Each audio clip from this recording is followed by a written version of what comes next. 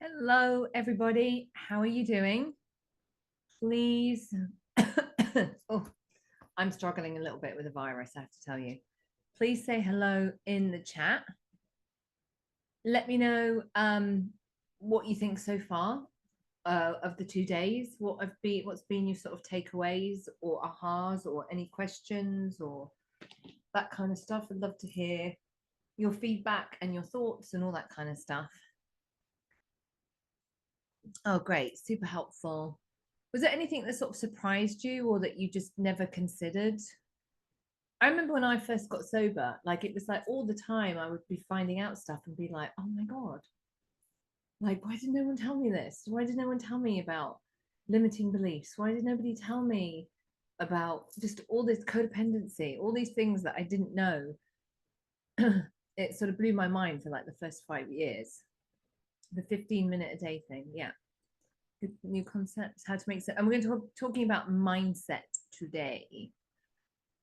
Mindset is a really, really good one.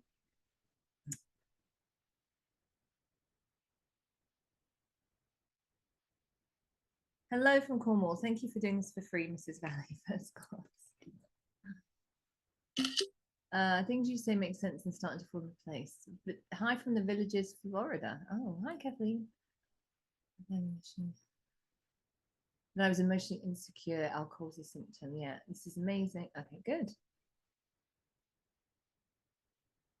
So today we're going to be talking about mindset and how to get a sober mindset. Tomorrow we're going to be talking about being sober in a wet world, and I'm going to talk about how friendships and relationships change and how to navigate all of that. So make sure that you don't miss tomorrow, because I'm going to talk about basically dealing with other people. I think a large part of sobriety, the skills that you have to learn, is how to deal with other people, and particularly difficult people. Am I wrong? Who has difficult people in their life that they have to deal with?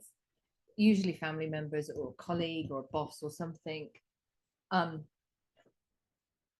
Having the skills to deal with difficult people so they don't trigger you, priceless. Absolutely priceless. Because these are all the reasons we drink. We drink because of how we just can't deal with difficult people. They wind us up, they trigger us, all that kind of stuff.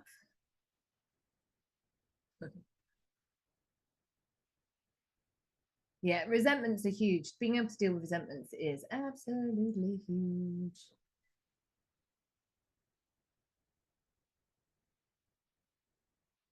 I'm just retired now, they're gone. Okay. Okay, so let's get started. Make sure you put the drop down menu to everyone. So when you post in there, everyone can see what you're posting. I'm going to share my screen and get started.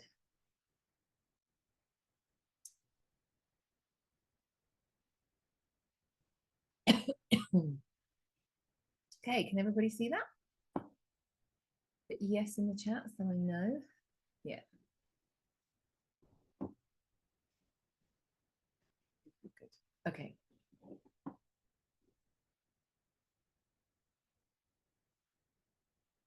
And I'll talk a little bit more about the sobriety habit program at the end for those of you who are thinking of joining that. So we can really kind of drill down and get your habits established to keep going for the rest of the year. And if you have any questions about that, let me know. Oh, let me tell you who won the prize. So some more Soberful swag is on the way to Kim Lauren Wallace. I'm not sure if she's here, but Kim, let me put her name in. Kim Lauren Wallace won day 2. So well done to you, Kim. If you reach out to me, we'll make sure we get that to you. Is that you, Kim Christie? Oh, you've got a different, yeah, yay. Kim, make sure you message me the best way is my email, info@soberful.com. That's it. Thank you, Carrie. And then we'll get that to you. Okay, so the mind shifts that you have to make. So we're going to talk about creating a sober mindset. Mindset work is really important. I have a friend who says this, and I think it's so true. I want you guys to write this down. If you don't mind your mind, who will? If you don't mind your mind, who will? There's a lot to mindset.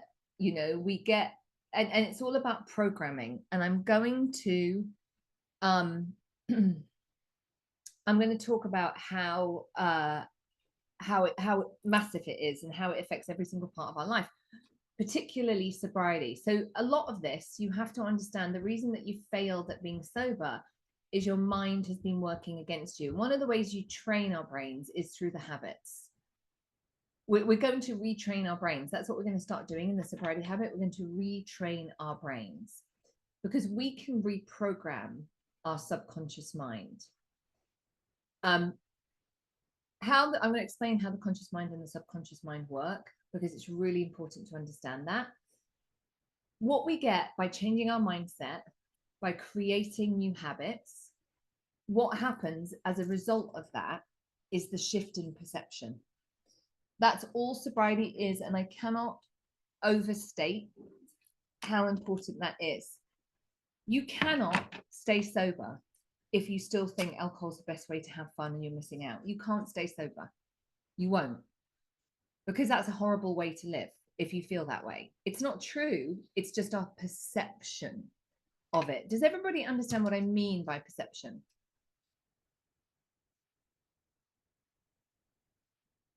So what we want to do by changing our mindset through our habits is we begin to see everything differently. And what happens is that shift from seeing that alcohol is the best way to have fun, excitement, belonging, connection, to relax and to reward yourself, and then perceiving that you can get all of that sober and it's better. And that like the fun, excitement, whatever you got when you were drinking was not really that great and the cost was really high. All that's changed there is the shift in perception. Yeah, stop romanticizing alcohol. Perceptions are based on beliefs, so they're not the same thing. We all have an established way of seeing the world. I'm going to explain this in a second in a bit more detail. The way that we see the world is based on our beliefs that we have. So let me explain what this means. Okay, this is sort of the technical bit. Your conscious mind, which is the part that you are aware of, it's where your thoughts are, it's where your thinking is. That is only responsible for 5% of what happens in your day. The subconscious mind is responsible for 95% of what happens in your day, of what happens in your life. And the reason for that is it's more energy efficient. We were designed this way. Our subconscious mind developed in our younger years, and then it gets reinforced as an adult. Many of us have faulty programming in our subconscious mind, which take the form of limiting beliefs. Is everybody with me so far? Your subconscious mind is the bit you are not aware of. You are not aware of it. So when you are young, you are taking in a lot of data. So I've got kids, you know, they're just that you're taking in data all the time. You're learning, you're in school, you're learning about your place in the world, you're learning how the world works. Like you're just bombarded with data and your brain is trying to organize it. And it's organizing all this information and it's creating meaning. That bit's really important. This means this, that means that. Because we can't, this has to go into the subconscious mind because otherwise we'd be exhausted. Now, I'll give you an example of this. When you learn to drive, right? Can everyone remember learning to drive? You think about, when I go home to England, we drive on the other side of the road, and I always get a stick shift because I don't want to lose the skill. So when I get to Heathrow, I spend about 15 minutes just sitting there going, okay, right, yeah, just pedals, I just kind of refresh my memory. And when I leave the parking lot, I'm driving consciously. I am thinking about what side of the road I'm on. I'm thinking about indicating. I'm thinking about turning. I'm thinking about changing gears, right? When we learned to drive, we did it with our conscious minds. We all thought about it, indicate, slow down, brake, all that kind of stuff. Then what happens is that information of how to drive goes into your subconscious mind, so you don't think about it. So you walk to your car, and as you're walking to your car, your brain goes, oh, you're going somewhere, and it gets that program out and puts it in the slot, driving the car. And then it will also put driving car to pick up kids from school or go to the grocery store. Who's driven somewhere and you just like, we do this all the time because my husband has to take my oldest son he has to drive him to school and pick him up.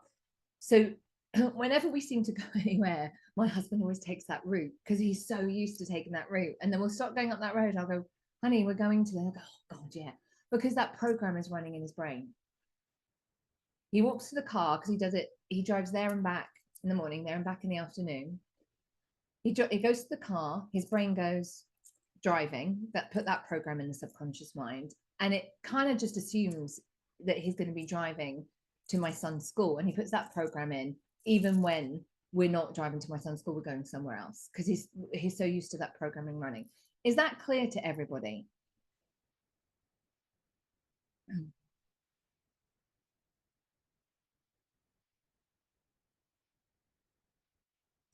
So there's loads of things that you've done where you've had to do them consciously. Learning to write is another one. And all of that is now in your subconscious mind and you don't think about it, right? So it's very helpful. That's great. However,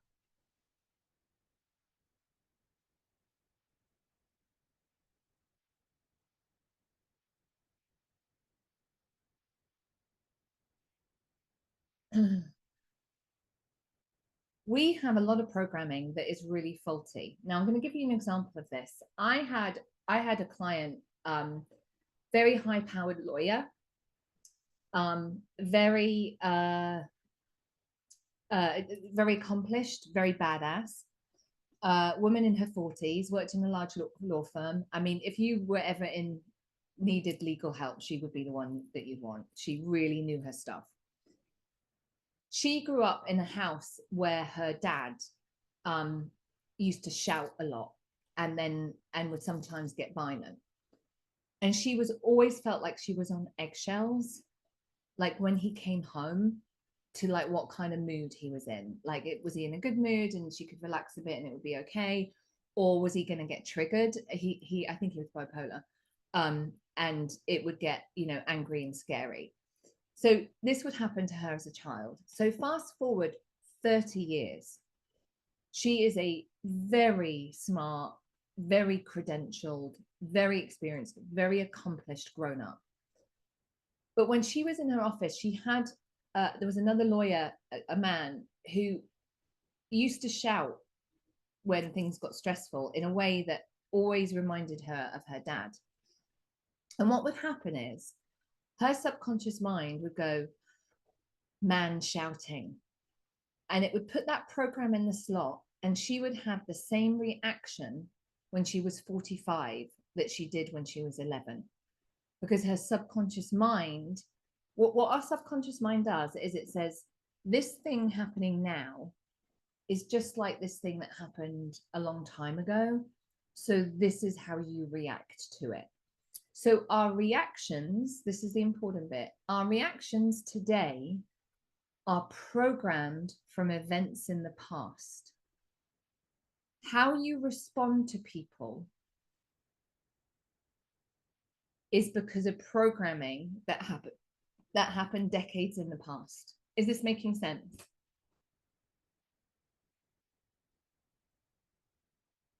So we develop a sense of self and who we are, which is meaning. And some of it is faulty. So you are running programs that are not helping you, that are not accurate. You can change them. It's actually much easier than than you think. The secret sauce is consistency. It's building the habits. So a lot of how you're showing up in the world and how you're reacting is because of events in the past. And they're not helpful and they're faulty. So maybe you were bullied when you were at school and you would have created a meaning from that, like I'm not liked, or I'm not good enough, or something like that. And then you're an adult in the adult world and some little thing happens and your subconscious mind will just take you right back to what it was like to be excluded when you were in the playground when you were 10. That's actually a very common one. Who's had that experience? Like you're in an office environment, or I don't know, you're in a group of some kind, and I don't know, you find out some people went to lunch or something happened and you weren't invited, and it feels devastating. Feels really like it feels like you were excluded. Who's had that experience or feeling? The reason that you feel like that, and more often to not, it's I don't know, someone just someone forgot, or maybe it was whatever. Anyway, I'm going to tell you it's not personal, but we make everything personal. This is the thing. This is the important thing we have to change. We make everything personal. And the reactions that we're having are pre-programmed from years ago, because when you're 11 and you're being excluded in the playground, it feels awful. It's terrible. I hate that. But that's about the kids who did that. It's not anything to do with anything being wrong with you. But 20, 30 years later, if you perceive I didn't get invited to the thing, or they didn't include me in that meeting, we perceive that this thing happening today is just like this thing that happened 20, 30 years ago. Is everyone with me? I'm just going to have a quick look at some of the comments.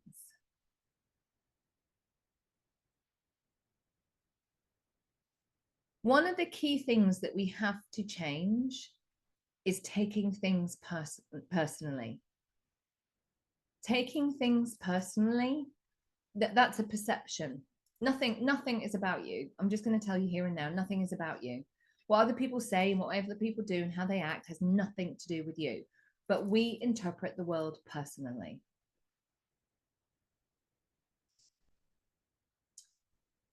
So we have this faulty programming, and these programs just run. They just run until we do something about it. So the first thing is, I want you to know, is that this is something that happens. We have this faulty programming. It's going to run until you change it. Like it's like with my computer, right? The bits I can see are the keys and the screen. That's the conscious mind, right? The subconscious mind is the hard drive, the bits that I can't see. Now, if my computer is glitching, I can like bash at the keys, but it's not going to change the fact that the program is faulty, right? The program needs to be changed. So there is some programming in your subconscious mind that needs to change. How do we change it? We change it with consistent habits. Those consistent habits create an internal shift so we see everything differently. That's my work. That's what I do. That's what I've done for 20 something years. I don't do tips and tricks to stay away from drinking. I get right in there. I want you guys to not have a 50% life. I don't want you to be struggling not drinking today. I want you to have the best experience and the best outcome you possibly can.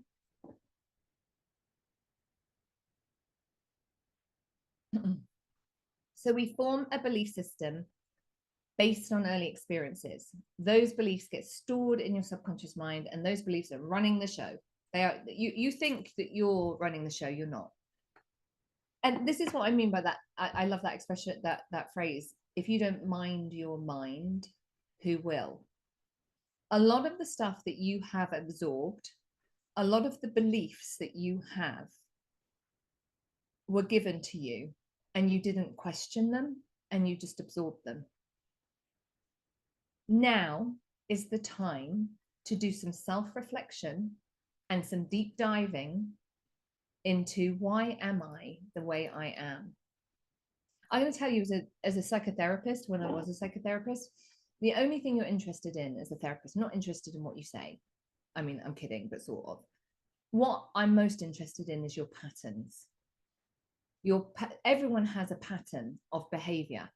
Your patterns will show up. My pattern showed up all the time in romantic relationships. I had the same pattern, different person, same pattern. It would often show up in my friendships as well. We all have patterns. That's your programming. Now, what's interesting is you can see this in other people.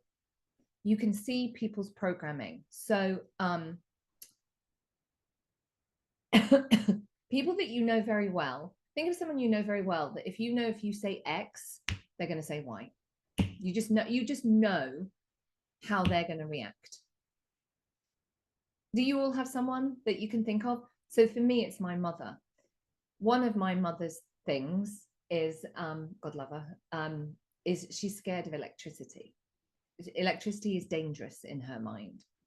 So she comes to visit in all the different places that I've lived. And if she came in and she saw there was a socket that was cracked, my mum would mention that.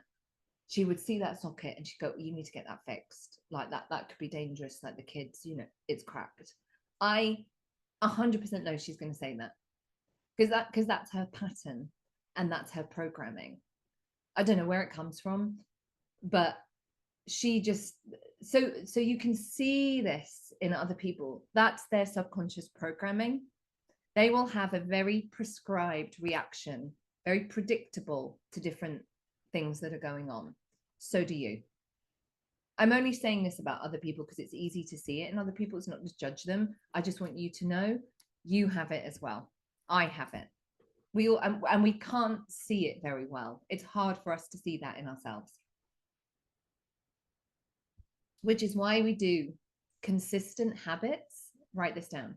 The reason that we need consistent habits is to reveal ourselves to ourselves. We have to reveal ourselves to ourselves. We have to really know ourselves. I think it was one of the Greek philosophers, and I always forget which one. Is it Plato? I'm not sure. A life lived unexamined is not a life worth living.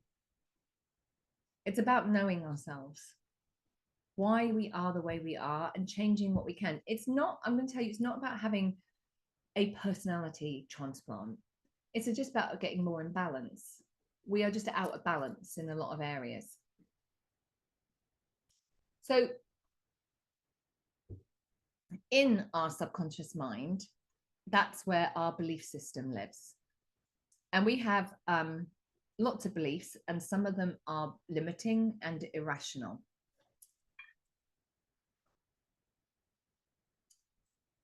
Limiting beliefs will shape your outcomes. So this is why willpower, by the way, doesn't work. Willpower is in your conscious mind.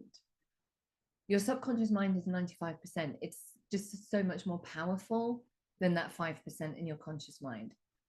So my two top limiting beliefs were I'm not good enough and I'm not going to be loved. Now I couldn't have told, but this picture of me, by the way, is my 21st birthday party. It was on a gambling ship in international waters off of Key West, which is where I lived at the time. I could not have told you that I believed that I wasn't good enough and I wasn't going to be loved. I couldn't have put that into words, but I felt it.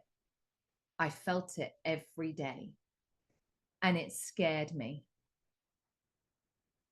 It scared me that it might be true. What if it was true? I always felt like I was trying to outrun it.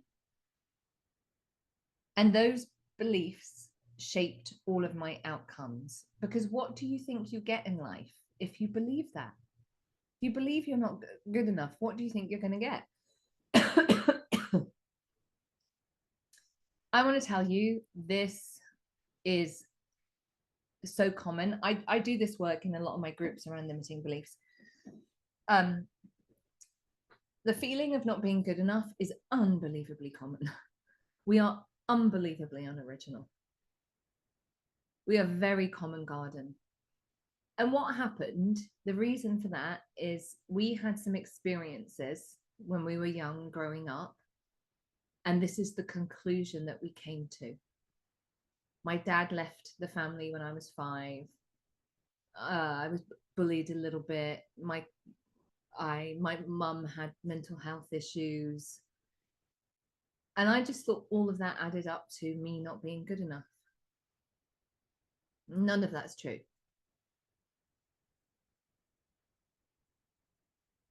And if you believe you're not good enough, then the natural thought after that is, well, if I'm not good enough, I'm definitely not going to be loved. And that drove all of my behavior. And that's why I drank. I drank because I was trying to outrun it. I drank because it took those feelings away.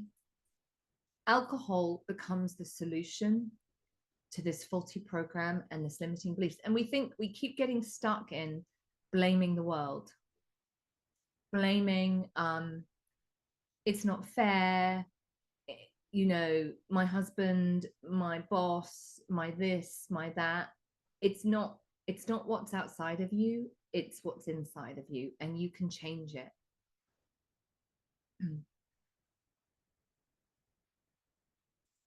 So this is really, really important to understand.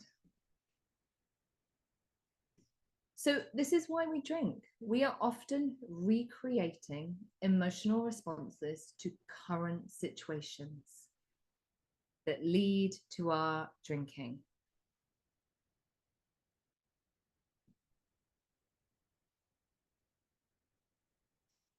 So when we promise never to drink again, we mean it. But subconscious programming is always more powerful. Can everybody see how their brains have been working against them? Subconscious programming is always more powerful.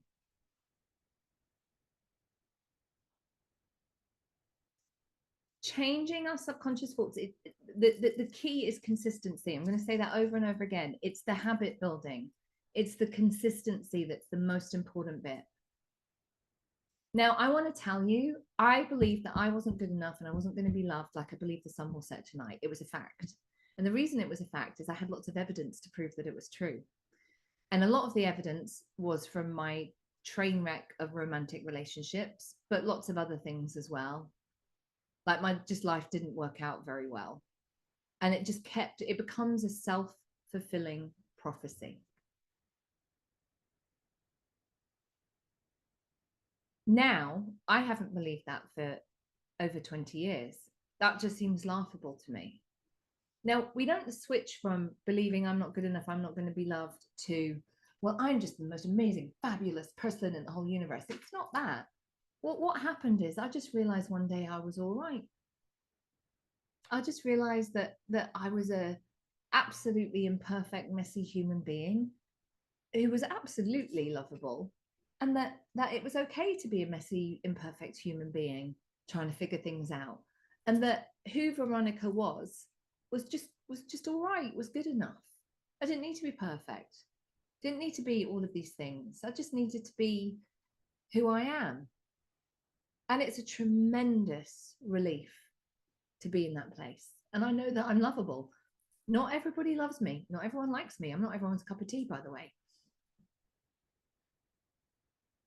And I want to tell you, you cannot put a price on that shift. It is such a better way to live.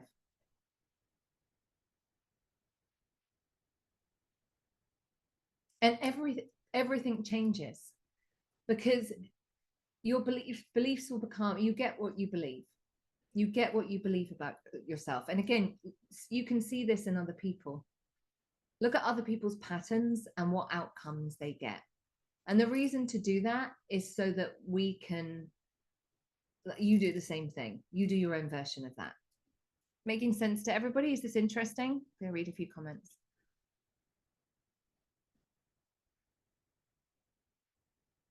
Yeah, Mark is saying, as a teacher, I see this in pupils, but not in me. That's really interesting, isn't it? Can you are literally watching these things form in real time in kids.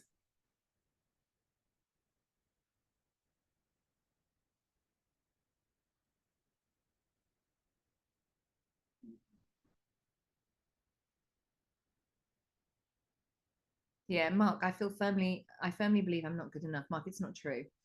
I know it's not true. That's just a belief. It's a faulty belief. And that's where to start. Start there. Okay, maybe this is a faulty belief. That's interesting.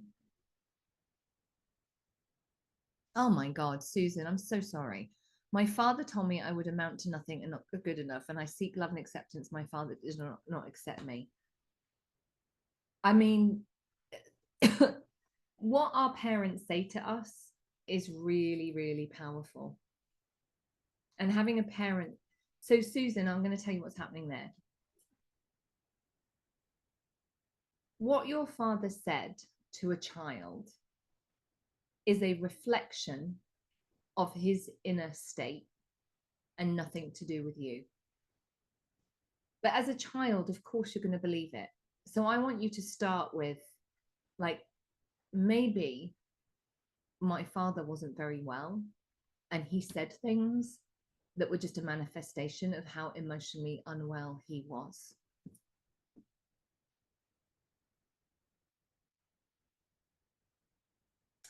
How do you change that way of thinking? There's no switch, right? There's no like, there's a switch, you think differently. It's a process, it is consistency, it is habits. Those habits will begin to create the shift. And you don't know it's happening. That's the thing. You don't know it's happening. You just, we're just like exercise, right? If I start exercising, for a few weeks, I'll feel better, but I'm probably not noticing a whole lot of change in my body. But after several months, this happened to me because I remember when I started running in my early 30s and never run before. I just started running and I really got into it and really enjoyed it, just was running. One day, my hand sort of grazed my thigh and I realized my thigh was like rock. And I was like, oh, I kind of hadn't realized how much running had toned like my butt and my thighs. I was like, oh, wow. You can't see it happening, right, when you're doing it. But one day I just noticed that, blimey, didn't realize running could kind of make your legs shake that way. So it's the same thing. You just keep doing the habits. And then you just sort of have this thing that happens one day when you're like, oh, I just feel differently. Or I see that differently. Oh, I have a different response. The examples I gave you about, going into the office and all of that kind of stuff. You just realize that something has shifted inside of you, but you won't realize it's happening when it's happening. That's how it works. Make sense?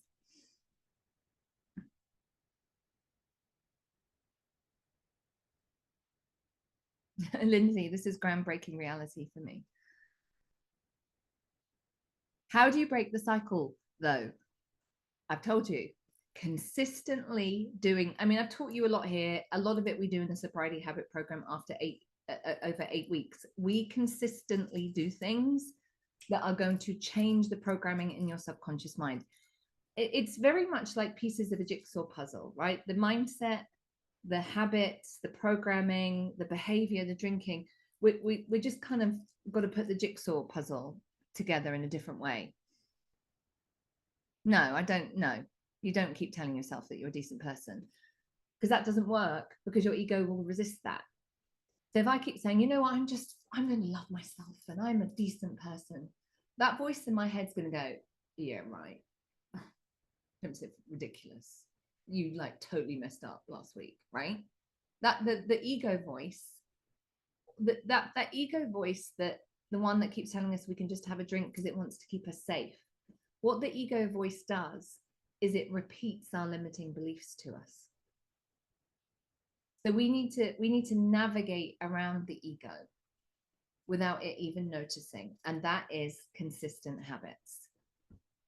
So you don't tell yourself that you're a decent person. It's just one day I realized I was all right, and I don't really know how that happened. In the same way, when you learned to drive, you did it consciously. One day you started, and I'm going to guess everybody here has been driving subconsciously for many years, right? If you all went to your car now, right, you wouldn't think about indicating and braking, right? Am I right? It's just like that. Everyone learned to drive consciously, and then it went into your subconscious mind, and you don't know, you can't, we weren't aware of that happening. How do you figure out what your limiting belief is? There's two ways. There's one way I do a little quiz thing, but the other way is to just listen to the voice in your head. What is the story you tell yourself about yourself? Yeah. It doesn't matter when you learn this, it's that you learn it now. So to answer your question,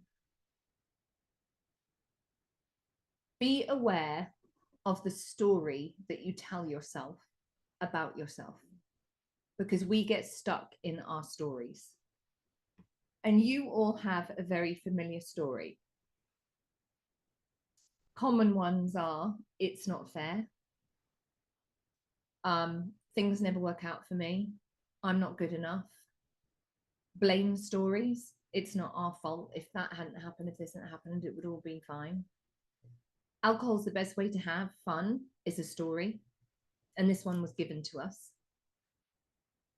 Why we fail.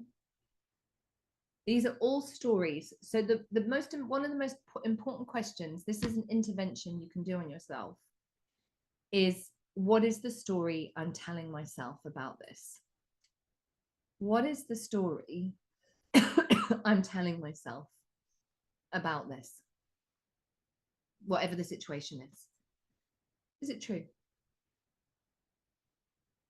So our subconscious mind, the programs that it's running on, those are stories. Stories are so powerful.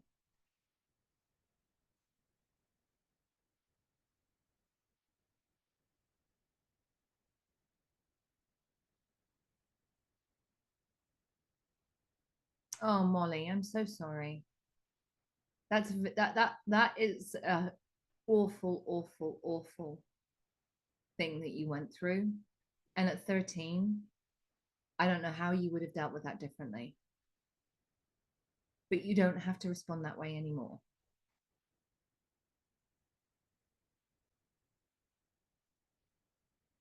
Yeah, can everybody see how similar we are? Thank you for all being so honest and brave in the comments. You're all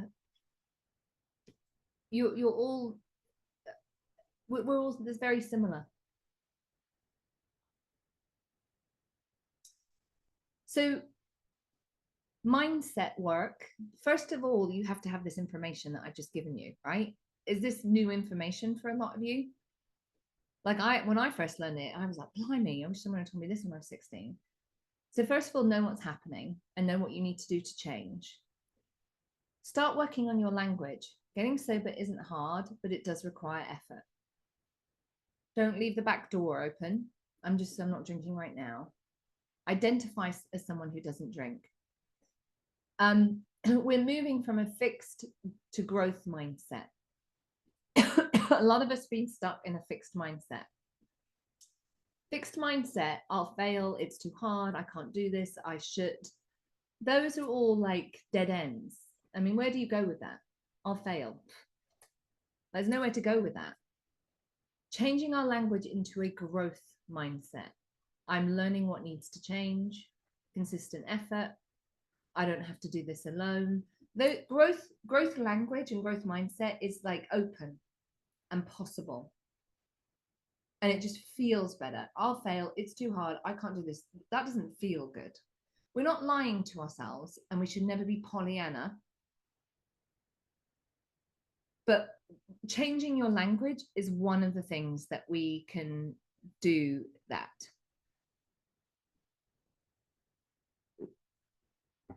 When you have a growth mindset, you believe that change is possible.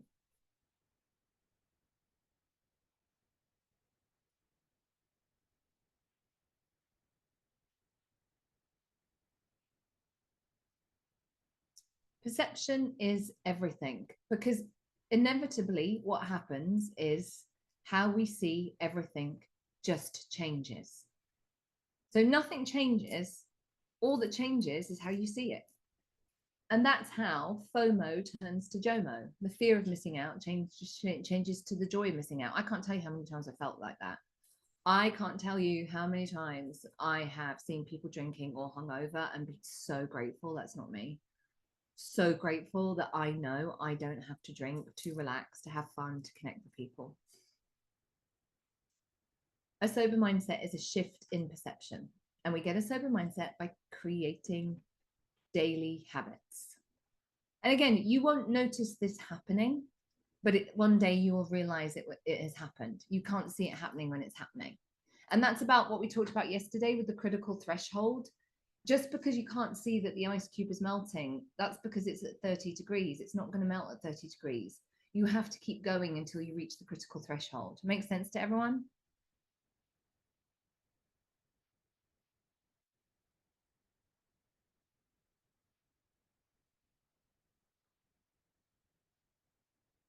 We start with changing our habits. You're going to have to put effort into this, guys. You're going to have to put effort. And let me be clear, this sobriety is not that some people get it and some people don't get it. It's that some people do it and some people don't do it. It's doing. Sobriety is a doing. It's not something you get intellectually and the switch flicks. Get that out of your mind, that you just, if I can just find the magic button and then I'll be fixed. That's rubbish. Think of it like exercise. If I start exercising and keep going, after several months, I'll notice a difference. That's the attitude you need to have. So you can read about exercising, you can buy all the clothes, but you eventually are going to have to go and sweat and lift the weights and get on the bike and all that kind of stuff. You are going to have to do that because nobody else can do it if you want to get results. Make sense to everybody? So we can reprogram our subconscious mind. You can do that anytime. If we change our beliefs, we change our perception, and then we stay sober without thinking about it. I am not staying away from a drink one day at a time. I'm just not. I just live my life. I just go out and I live my life. Alcohol hasn't existed for me. I mean, it does because of what I do, but in terms of something I want to do, it doesn't exist for me. And I don't know how that happened. It just happened through the habits, the mindset, the consistent things I did created this massive external change in my life. Exactly. That's a really good way of putting it, Johanna. Like muscle memory with exercise, your subconscious will then start to remember new habits. That's exactly how it works. You said it better than I could.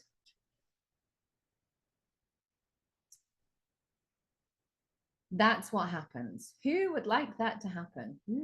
Hold on. I want to get out of here.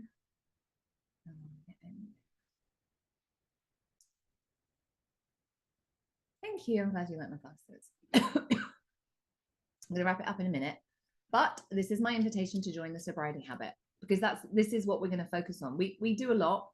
We do focus on some mindset stuff, but we focus on the consistency and getting habits and about the things. And what's great about this, hold on, let me just get to this bit. What's great about this is it's not you can adapt it to what ever works for you. Like, it's not like it has to be this way. We want to find a way to make this fit into your life. So every week you're going to have a new habit to practice. So you're going to focus on a new thing. We have a weekly live coaching call where you can begin to that's where you can ask questions. I'll do some teaching. We can talk about how to apply this to your life. It's implementation, learning, implementation. And you are going to make small behavior changes. You're not going to just do it once on a Wednesday, right? We're going to keep going. And the community part is really good, important with that. So we start Tuesday the 28th, but there's bonuses. Get 9 weeks for the price of 8, right? If you join before Tuesday the 21st, you get 9 weeks because we have this bonus masterclass. This is a really good masterclass. This masterclass will blow apart a lot of the resistance that you have. That's what I do in that masterclass. So any kind of, if you need clarity, any resistance, that's what we do in this one-off masterclass. And then if you join by Friday, you can also get the Voxer coaching with me. And Voxer is an app on your phone. Let me show you how it works. Carrie, can you just send me a little message on Voxer? And I'll show people how it works.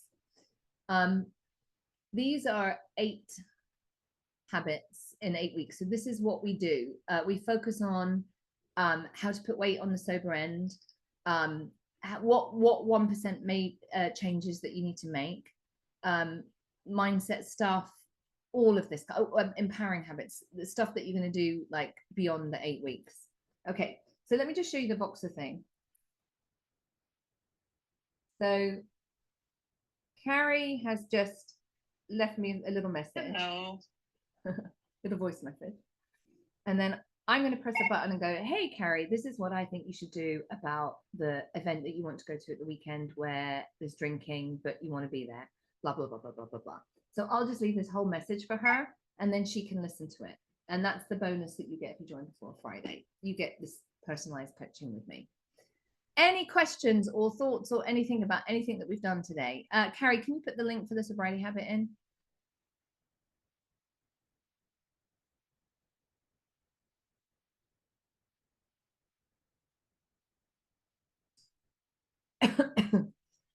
Any thoughts or questions about joining the sobriety habit or any of the stuff that we've just learned? No, I can't recommend a workbook. I don't think you can do this as an intellectual exercise on your own. Sorry. It's active in a group.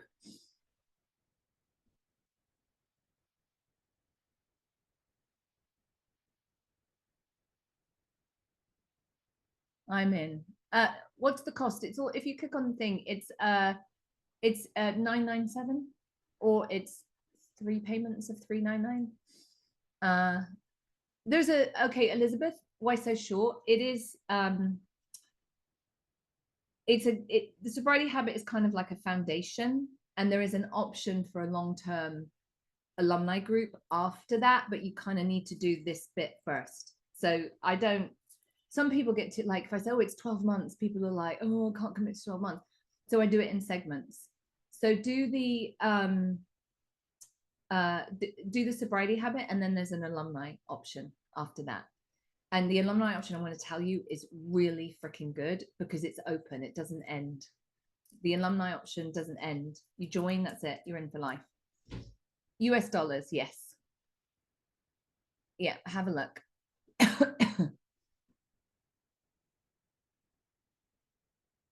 Yeah, do Madeline, do the jump start, and then you need to do this Friday habit. Who's going to be here tomorrow? And I'll give you the question. What question will be in the Facebook group. Here it is.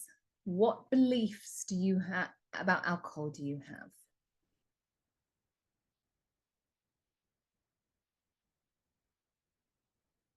Put that in the private Facebook group. The Jumpstart is like a little digital program that I have. It's like a little digital thing. the sobriety habit is much more extensive, and it has live calls and a live community group as well. Laurie, I have 4 years of continuous sobriety. Do you have a program that is centered on emotional sobriety? Yes, I do. Laurie, I can't tell if you're male or female. I don't know if that's a man or a woman. I do have a program that's focused on emotional sobriety. Message me. Okay, everybody. So lovely to see you. And I'll see some of you in the VIP group in 10 minutes. Take care. See you tomorrow.